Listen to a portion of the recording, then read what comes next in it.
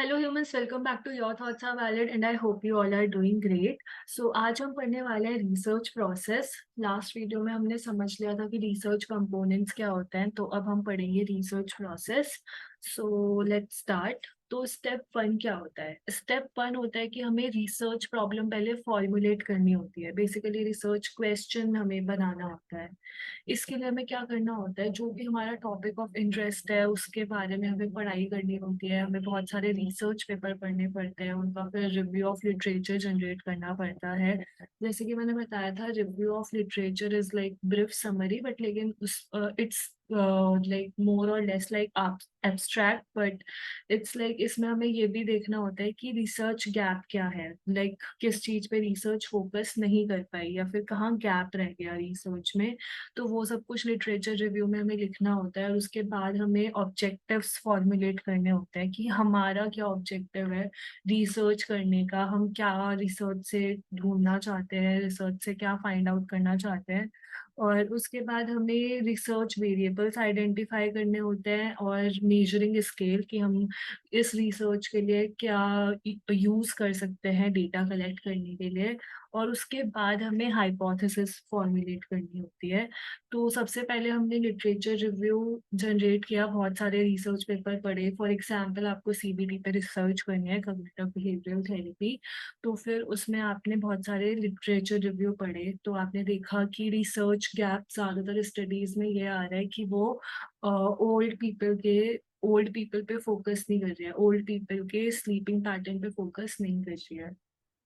तो फिर आपने बहुत सारे ऑब्जेक्टिव निकाले कि आप इस पे काम कर सकते हो कि ओल्ड पीपल पे फोकस नहीं कर रही है, या फिर उन एडल्ट्स पे फोकस नहीं कर रही है जो पीटीएसडी से सफर करते हैं, या फिर any kind of research gap you can find. उसके हिसाब से बहुत सारे ऑब्जेक्टिव बन सकते हैं, फिर उसमें से कोई एक ऑब्जेक्टिव चूज करना होता है।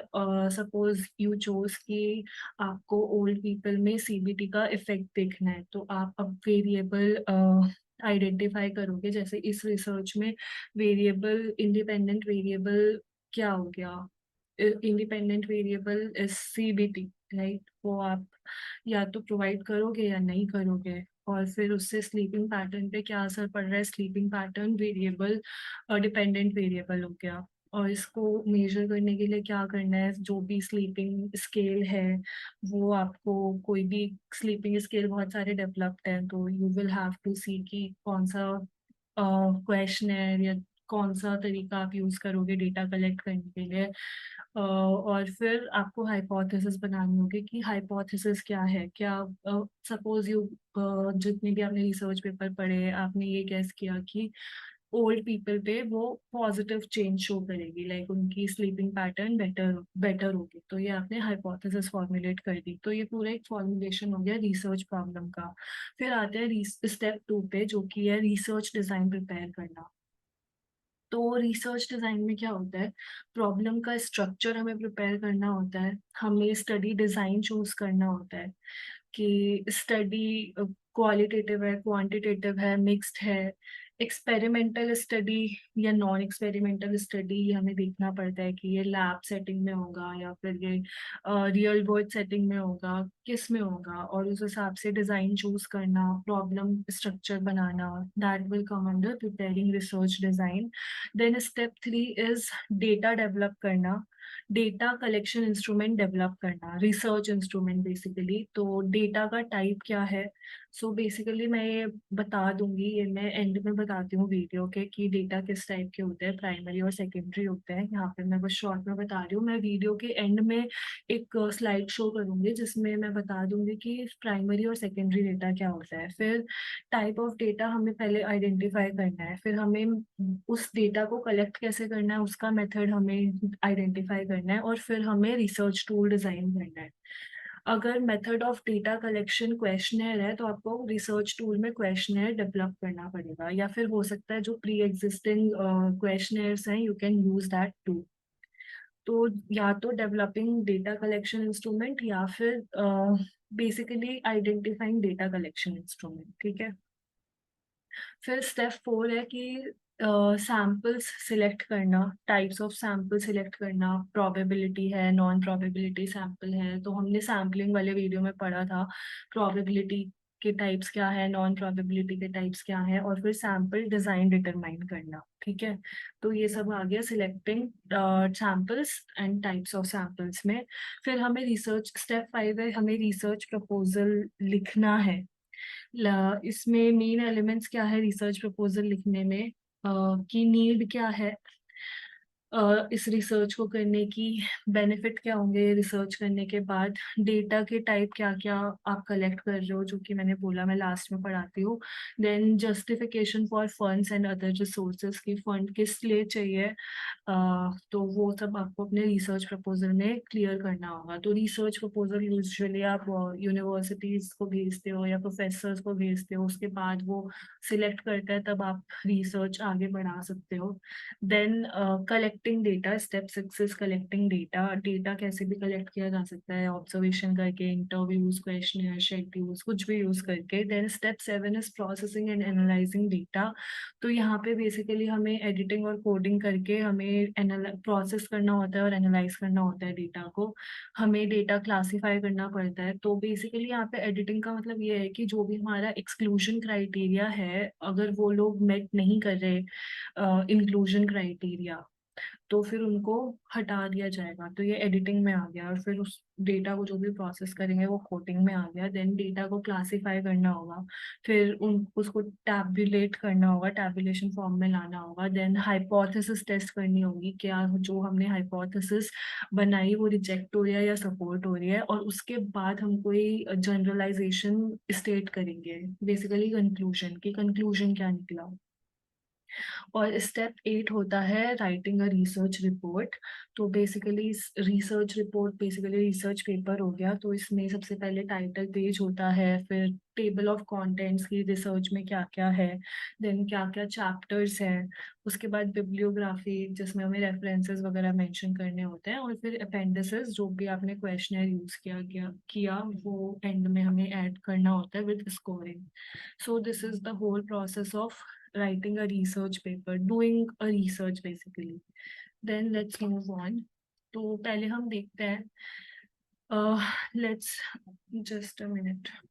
ओके, तो स्टेप 1 देखते हैं। स्टेप 1 क्या है, ब्रॉड एरिया ऑफ इंटरेस्ट को आइडेंटिफाई करना। बेसिकली कि प्रोफेशनली आपको क्या इंटरेस्ट करता है, what really interest me as a professional. So as a teacher, you can be interested in the area of teaching methodology, or maybe increasing acts of violence among students, psychology, or existence of common conditions of the students in an area. So it can, because you are a teacher, these can be your topic of interest, in area of interest. तो ये है कि अपने interest का broad area देखना है। Then dividing broad areas into sub areas, this is step 2। तो इसमें क्या है, जैसे कि if you want to study act of violence among students, you can have many sub areas under that. जैसे कि स्टूडेंट एस प्रोफाइल क्या है फैमिलीज की, जहाँ से स्टूडेंट आ रहे हैं जो कि वायलेंस कर रहे हैं ज्यादा, या फिर प्रोफाइल ऑफ ट्रेटर परपिट्रेटर्स क्या है, प्रोफाइल ऑफ परपिट्रेटर्स। सो बेसिकली जिनके साथ वायलेंस हो रहा है उनकी प्रोफाइल क्या है, वायलेंस के कॉज क्या है, या फिर role of politicisation of education, या फिर impact of society and so on. तो इसको आप किसी में भी डिवाइड कर सकते हो, कोई भी एक सब टॉपिक चूज कर सकते हो। Then step 3 is focusing on and selecting area of interest. फिर you can choose 1 or 2 areas current research के लिए, क्योंकि सारे एरियाज को एक साथ पिक नहीं किया जा सकता। तो you have to delete some area, sub areas जो कि आपको इंटरेस्ट नहीं कर रहे उतना, और maybe something you are not passionate about, तो उनको हम डिलीट कर सकते हैं, उनको हम इग्नोर कर सकते हैं। देन क्या करना है स्टेप 4 में, गैप जो है, गैप आइडेंटिफाई करना है और रिसर्च क्वेश्चन रेज करना है। Basically within an area list all the question the researcher wants to find answers to. जो भी क्वेश्चन आपके आंसर्स आपको चाहिए, आप वो नोट डाउन कर लो। उसके बाद उस हिसाब से आप अपना गूगल गूगल स्कॉलर पे जाकर आप you can find out the related articles, फिर उनका लिटरेचर ऑफ रिव्यू लिखना है, उसमें जाके आपको देखना है कि रिसर्च गैप कहाँ आ रहा है, और जहाँ जो भी रिसर्च गैप है try to focus on that research area. So this is the like step 4. Then let's move on. जैसे यहाँ पे है formulation of step 5 क्या है, formulation of broad objectives and assessing and reviewing objectives. तो देखते हैं एक बार. सो स्टेप 5 है कि ब्रॉड ऑब्जेक्टिव्स को फॉर्मुलेट करना है. जो भी अपने क्वेश्चंस लिस्ट किए, उसके बाद जो भी आपने रिसर्च गैप के हिसाब से आपने देखा कि यहाँ पे ये वाला जो ऑब्जेक्टिव है ये फुलफिल नहीं हो रहा है, तो उस ऑब्जेक्टिव पे फोकस करना है. और स्टेप 6 क्या है, असेस करना, रिव्यू करना ऑब्जेक्टिव्स को. जैसे कि एक जो रिसर्चर है वो नैरो कर देगा रिसर्च प्रॉब्लम को, और फिर स्टडी पॉपुलेशन को चूज करेगा, आइडेंटिफाई करेगा, उसके बाद रिसर्च होगी. So these are 6 steps in doing a research. Then ये जो पार्ट है ये पूरा मैंने एनसीईआरटी से लिया है. So understand this in detail and like just be clear with the part I am telling on from now. तो ये क्या है, ये कह रहे हैं साइंटिफिक रिसर्च करने में कौन कौन से स्टेप्स इन्वॉल्व होते हैं. तो पहला पॉइंट है कि science is not so defined by what it investigates as by how it investigates. So ये कह रहे हैं कि रिसर्च जो है वो, साइंस जो है वो बेसिकली इससे इतना डिफाइन नहीं की जाती कि वो क्या इन्वेस्टिगेट कर रही है, बल्कि इस चीज से डिफाइन की जाती है कि वो कैसे इन्वेस्टिगेट कर रही है. तो जो साइंटिफिक मेथड जो कि अटेम्प्ट करता है एक पर्टिकुलर इवेंट या फिनोमिना को ऑब्जेक्टिवली स्टडी करने का, एक सिस्टमैटिक वे में और एक टेस्टेबल मैथड में, that is called as scientific method. Basically किसी भी फिनोमिना या इवेंट को एक ऑब्जेक्टिव, सिस्टमैटिक और टेस्टेबल मैनर में स्टडी करना इज साइंटिफिक मेथड. ऑब्जेक्टिविटी क्या होती है, objectivity basically it refers to the fact कि अगर दो या दो से ज्यादा लोग इंडिपेंडेंटली कोई एक पर्टिकुलर इवेंट पढ़ेंगे, लाइक अलग अलग, लाइक एक रिसर्चर इंडिया में बैठ के कर रहा है, एक ऑस्ट्रेलिया में बैठ के रिसर्च कर रहा है, तो दोनों को बहुत ग्रेट एक्सटेंट तक, बहुत हद तक सेम कंक्लूजन आएगा दोनों का. तो this is called as objectivity, जो कि बेसिकली आप जनरलाइज कर सको कि सेम है वो सबके लिए. सेकेंड करेक्टरिस्टिक क्या होती है साइंटिफिक रिसर्च की, कि वो एक सिस्टमैटिक प्रोसीजर या फिर कुछ स्टेप्स होते हैं उनको फॉलो करें. जैसे क्या क्या स्टेप्स होते हैं, पहला स्टेप है कंसेप्चुअलाइजिंग अ प्रॉब्लम, दूसरा स्टेप है कलेक्टिंग डेटा, तीसरा स्टेप है ड्राइंग कंक्लूजन, और फोर्थ स्टेप है revising research conclusions. So let's see conceptualising a problem, जो कि स्टेप 1 है. तो जो प्रोसेस होती है साइंटिफिक रिसर्च की, वो तब स्टार्ट होती है जब एक रिसर्चर कोई टॉपिक चूज करता है पढ़ने के लिए. उसके बाद वो नैरो डाउन करता है अपना फोकस. जैसे रिसर्चर साइकोलॉजी स्टूडेंट है तो उसको कुछ थेरेपी से रिलेटेड करना है. थेरेपी में भी बहुत डिफरेंट टाइप्स की थेरेपी होती हैं, तो उसने चूज किया कि वो कॉग्निटिव बिहेवियर थेरेपी पे रिसर्च करेगा. उसके बाद कॉग्निटिव बिहेवियर थेरेपी के भी पार्ट्स हैं कि क्या, किस बारे में पढ़ना है, कि कौन सी टेक्निक मोस्ट इफेक्टिव है, या कोपिंग स्ट्रैटेजीज क्या है, या फिर बेसिकली बहुत सारे सब एरियाज हैं. तो डिपेंड करता है, वो सारे क्वेश्चंस को लिस्ट डाउन कर सकता है, फिर रिव्यू ऑफ लिटरेचर लिख सकता है, फिर रिसर्च गैप फाइंड करके ही और she should choose 1 or 2 topics, उससे ज्यादा नहीं, क्योंकि उससे ज्यादा एक रिसर्च कवर नहीं कर सकती. और जैसे कि मैंने बोला कि पास्ट रिसर्च हमें पढ़नी पड़ती है, ऑब्जर्वेशन करना पड़ता है, खुद के एक्सपीरियंसेस देखने होते हैं, उसी के बाद कोई एक इंसान पैशनेट होता है to do research about something. बाकी प्रॉब्लम को आइडेंटिफाई करने के बाद एक सब एरिया चूज करने के बाद, उसमें से एक ऑब्जेक्टिव फाइंड करने के बाद, जो रिसर्चर है वो एक टेंटेटिव आंसर के साथ आता है उस रिसर्च क्वेश्चन के, जो कि बेसिकली जिसको हम हाइपोथेसिस बोलते हैं. ठीक है, जो भी टेंटेटिव आंसर होता है प्रॉब्लम का, that is called as hypothesis. Then दूसरा स्टेप होता है डेटा कलेक्ट करना. तो जो डेटा कलेक्शन है उसमें हमें रिक्वायरमेंट हो गया कि हम पहले रिसर्च डिज़ाइन डिसाइड करें कि क्वालिटेटिव है, क्वांटिटेटिव है। फिर क्वालिटेटिव डेटा कलेक्ट करने के अलग तरीके होते हैं, क्वांटिटेटिव के अलग तरीके होते हैं। देन जो भी स्टडी है, नेचर है स्टडी का, रिसर्चर उसके बाद डिसाइड करता है कि पार्टिसिपेंट्स वो किसको चूज करेगा, who will be the participants in the study। उसके बाद जो सेकंड डिसीजन है वो use of method of data collection से रिलेटेड होता है कि कौन सा मेथड यूज करना है। जैसे क्वालिटेटिव भी है तो उसमें भी बहुत सारे ऑप्शन होते हैं कि किस तरीके से you want to collect the data. या फिर अगर क्वांटिटेटिव है तो how do you want to collect the data, so like that.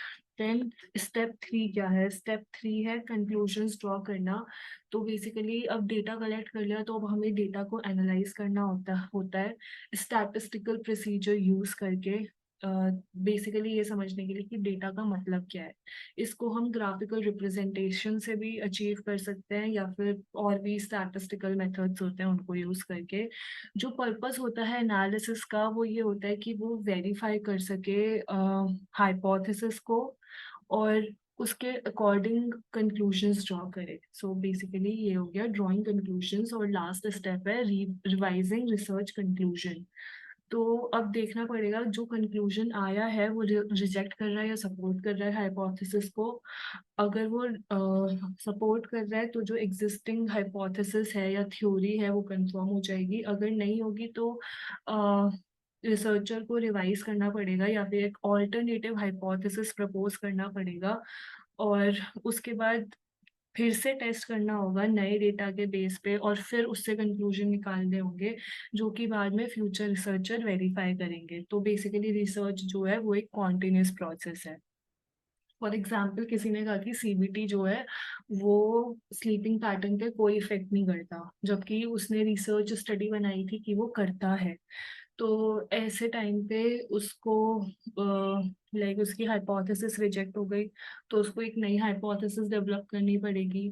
उसके बाद फिर से उसको डेटा कलेक्ट करना होगा, अब दोबारा से रिसर्च कंडक्ट करनी होगी। जब फाइनली हाइपोथेसिस एक्सेप्ट हो जाएगी उसके बाद फ्यूचर में जो रिसर्चर्स होंगे वो सेम रिसर्च को या तो रेप्लिकेट करेंगे या फिर उसी में किसी रिसर्च गैप को कंप्लीट करेंगे। तो बेसिकली जो रिसर्च है वो एक कॉन्टिन्यूस प्रोसेस है, रिसर्च नेवर स्टॉप्स। तो that is about research process. या सो ऐसा है सेट कि मैं लास्ट में बता दूंगी कि डेटा के टाइप्स क्या है। Primary data, so basically data दो टाइप का होता है, प्राइमरी और सेकेंडरी। सो जो प्राइमरी डेटा होता है उसको हम करंट रिसर्च प्रोजेक्ट के पर्पस के लिए कलेक्ट करते हैं और जो सेकेंडरी डेटा होता है उसको हम दूसरे रिसर्च पर्पस के लिए कलेक्ट करते हैं। बेसिकली जो प्राइमरी डेटा होता है वो रिसर्चर फ्रेशली एक्यूमुलेट करता है सर्वेस के बेस पे या फिर ऑब्जर्वेशन करके या एक्सपेरिमेंट्स करके। ये एक्सपेंसिव होता है बहुत ज़्यादा डेटा कलेक्ट करना, इट इज़ बिट एक्सपेंसिव और ये बहुत डिफिकल्ट भी होता है एक्वायर करने के लिए because there are many things कि पार्टिसिपेंट्स वॉलेंटियर कर रहे हैं या नहीं कर रहे या फिर वो ऑनेस्ट आंसर्स दे रहे हैं या नहीं दे रहे। तो ये बहुत एक्सपेंसिव और डिफिकल्ट प्रोसेस है। इट इज़ रिलायबल क्योंकि इसको हम डायरेक्टली ऑब्टेन करते हैं, एक स्पेसिफिक प्रॉब्लम को दिमाग में रख के इसको ऑब्टेन किया जाता है तो इसलिए रिलायबल तो होता है। तो यहाँ पे ये हमें दिखा रहे हैं कि वेरियस वेज क्या है प्राइमरी डेटा को कलेक्ट करने के। प्राइमरी डेटा को कलेक्ट करने के दो प्राइमरी वेज होते हैं। जैसे पहला है ऑब्जर्वेशन, दूसरा है इंटरव्यूज। इंटरव्यूज किसी भी टाइप से हो सकता है, हमने पढ़ लिया है इंटरव्यूज एक्चुअली, हमने पढ़ लिया था, पर्सनल भी पढ़ लिया था, टेलीफोनिक भी पढ़ लिया था and I also told you कि मेल के थ्रू भी कर सकते हैं और Google forms is also an option.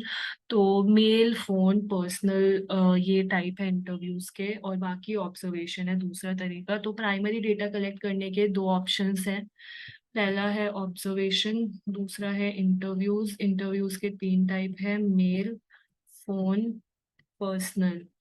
Secondary data जो है उसको कलेक्ट किया जाता है एक्सटर्नल सोर्सेज से जैसे कि TV, radio, internet, magazines, books, newspapers. ये जो डेटा है इसको कलेक्ट किया जा सकता है डिफरेंट पर्पस के लिए। ये इनएक्सपेंसिव होता है और क्विक मेथड होता है इंफॉर्मेशन ऑब्टेन करने का, और कभी कभी यही सिर्फ एक तरीका होता है जब ओरिजिनल सोर्स जो है वो हम एक्सेस नहीं कर सकते, so secondary data is the only thing we can do. तो ये हमें पता होना चाहिए कि जो डेटा है क्या वो स्टडी के लिए रेलिवेंट है और क्या वो क्रेडिबल है या नहीं।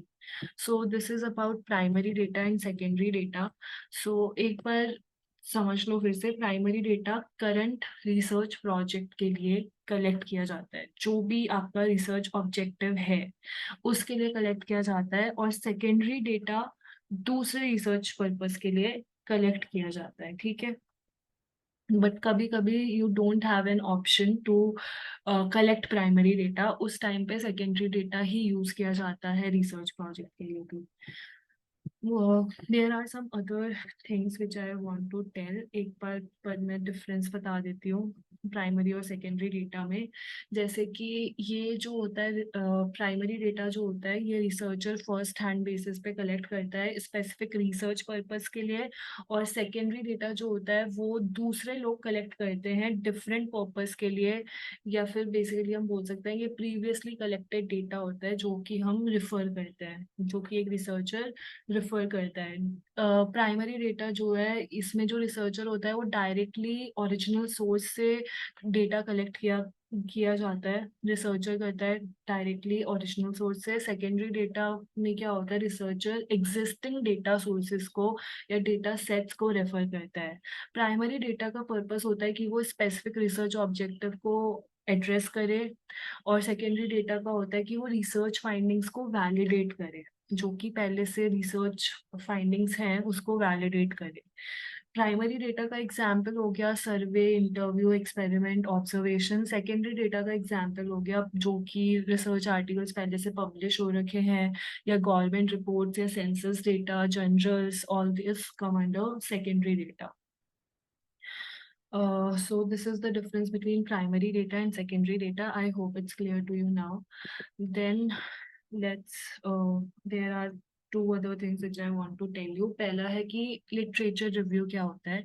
सो बेसिकली लिटरेचर रिव्यू जो होता है वो एक एंटायर रिसर्च प्रोसेस का बहुत इंपॉर्टेंट पार्ट होता है, बिकॉज ये सिग्निफिकेंट कॉन्ट्रीब्यूशन रखता है हर एक स्टेप पे। लाइक जो भी स्टेप है रिसर्च के, जितने भी स्टेप होते हैं हर जगह इसकी वैल्यू होती है, बिकॉज एक तो लाइक रिसर्च गैप हमें लिटरेचर रिव्यू से पता चलता है, उस हिसाब से हम रिसर्च क्वेश्चन डेवलप करते हैं। उसके बाद हम जो भी लाइन स्टेट करते हैं, इंट्रोडक्शन लिखते हैं, डिस्कशन लिखते हैं, तो हमें ज़रूरत पड़ती है पुरानी रिसर्च को साइट करने की, और बाकी मेथड ऑफ डेटा कलेक्शन भी हमें पता चलता है, तो हमें पता होता है कि हम कौन सा रिसर्च डिज़ाइन यूज़ कर सकते हैं, कौन सा क्वेश्चनर यूज़ कर सकते हैं। That's why literature review is important at every stage. और जब हम लिटरेचर रिव्यू लिख लेते हैं तो हमें बहुत ज़्यादा नॉलेज होती है about a particular area of interest. For example CBT and sleep patterns, अगर ये आपका टॉपिक है तो आपको इसके बारे में डिटेल में नॉलेज हो जाएगी once you are done with your review of literature. जो मेन ऑब्जेक्टिव होता है लिटरेचर रिव्यू का वो ये होता है कि एक तो वो रिसर्चर की नॉलेज को ब्रॉड कर देता है, और बेसिकली रिसर्च प्रॉब्लम के बारे में जितनी भी नॉलेज होनी चाहिए वो एक इंसान ऑक्यूपाई कर लेता है once the researcher is done with literature review.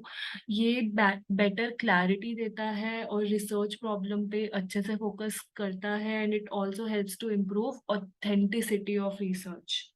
Then इस क्या करता है, ये रिसर्च मेथोडोलॉजी को इम्प्रूव करवाने में हेल्प करता है, बिकॉज वी नो कि पहली रिसर्च किससे हुई है, वो कितनी रिलायबल और कितनी वैलिड है। और अगला इसका जो ऑब्जेक्टिव है वो ये है कि ये फाइंडिंग्स को कंसेप्चुलाइज करने में हेल्प करता है। इसका मतलब होता है कि कैसे ये वैल्यू ऐड करता है उस रिसर्च पे जो कि पहले से हो रखी है। जो नई रिसर्च है वो कैसे वैल्यू ऐड कर रही है पुरानी रिसर्च फाइंडिंग्स में। जो प्रोसीजर फॉलो किया जाता है रिव्यूइंग लिटरेचर के लिए उसमें होता है कि जो एग्जिस्टिंग लिटरेचर है उसको सर्च करना, उसको रिव्यू करना, और एक थ्योरेटिकल और कंसेप्चुअल फ्रेमवर्क डेवलप करना। जो मेन सोर्सेज होते हैं लिटरेचर रिव्यू के वो बुक्स और जर्नल्स होती हैं। बोथ केसेस में स्पेसिफिकली जर्नल्स में गैप होता है, there can be a gap of 2 or 3 years। तो उस बेसिकली जो भी एक रिसर्च प्रोजेक्ट कंप्लीशन में जो होता है वो गैप होता है 2 से 3 साल का। तो हम यूजुअली ये होता है कि हम बहुत ज़्यादा पुरानी रिसर्च यूज़ नहीं करते बिकॉज़ वो उतनी कम वैलिड होती है, उतनी कम रिलायबल होती है। और बुक्स के साथ क्या होता है, रिसर्चर को एक लिस्ट प्रिपेयर करनी पड़ती है जर्नल की आइडेंटिफाई करने के लिए कि कौन-सी लिटरेचर रेलेवेंट है उसकी उस पर्टिकुलर रिसर्च के लिए। आजकल जो रिसर्चर्स हैं वो इंटरनेट सोर्सेज़ यूज़ करते हैं लिटरेचर सर्वे और रिव्यू के लिए, और सेम टाइम पे जो रिसर्चर होते हैं उनको पता होना चाहिए कि जो कंटेंट वो कंज़्यूम कर रहे हैं वो कितना ऑथेंटिक है। जो बिब्लियोग्राफी होती है वो प्रोजेक्ट के एंड पे दी जाती है जो कि क्लियर होती है और बेसिकली वो सारे रिसोर्सेज को अ, समराइज करती है जो भी यूज़ किए गए रिपोर्ट तैयार करने में। सो बेसिकली लिटरेचर रिव्यू का हमें पूरा डिटेल्स रखनी पड़ती है हमारे साथ, जिससे कि हम एपीए साइटेशन फॉलो करके उसको रेफरेंसेस में इंक्लूड कर पाए, references that comes under bibliography. और रिसर्च ऑब्जेक्टिव्स ये लास्ट टॉपिक है जो मैं रेफर कर रही हूँ। सो बेसिकली जो रिसर्च है वो एग्जिस्टिंग स्टॉक ऑफ नॉलेज में ऐड करती है। तो जो मेन पर्पस होता है रिसर्च का वो ये होता है कि वो ऐसे क्वेश्चंस को आंसर करे जिस बेसिकली वो ऐसे आंसर्स को डिस्कवर करे जिससे जो साइंटिफिक प्रोसीजर है हमें उसकी एप्लीकेशन पता चल पाए। बेसिकली हमें कोई नया इवेंट या फिनोमेना उसके बारे में हम समझ पाए। तो जो टिपिकल ऑब्जेक्टिव होते हैं रिसर्च के वो होते हैं कि हमें फैमिलियरिटी मिले एक नए फिनोमेना से, या फिर हमें नई इंसाइट मिले एक फिनोमेना में। हम पुरानी जो भी एग्जिस्टिंग नॉलेज है उसको रिव्यू कर पाएँ, उसको सिंथेसाइज़ कर पाएँ। हम कुछ एग्जिस्टिंग सिचुएशन या प्रॉब्लम को इन्वेस्टिगेट कर सकें और एक प्रॉब्लम का सॉल्यूशन ढूँढ सकें। जनरल इश्यूज़ को एक्सप्लोर कर सकें, एनालाइज़ कर सकें, नया प्रोसीजर या सिस्टम क्रिएट कर सके और नई नॉलेज जनरेट कर सके। तो जो एक्चुअल रिसर्च होती है वो एनकम्पास करती है एक या एक से ज़्यादा research objectives. So I hope this is clear to you now. Basically मैंने इसलिए बताया जिससे आपको पता हो कि why are you doing the research. Research process तो समझ ली, पर रिसर्च को करने का ऑब्जेक्टिव क्या है, तो यही सब ऑब्जेक्टिव होते हैं एक रिसर्च करने के। So I hope it's clear to you all now. That is it for today's video. I hope this is clear and if you have any doubt please do ask in the comment section. I will see you all in the next video. Thank you so much for watching.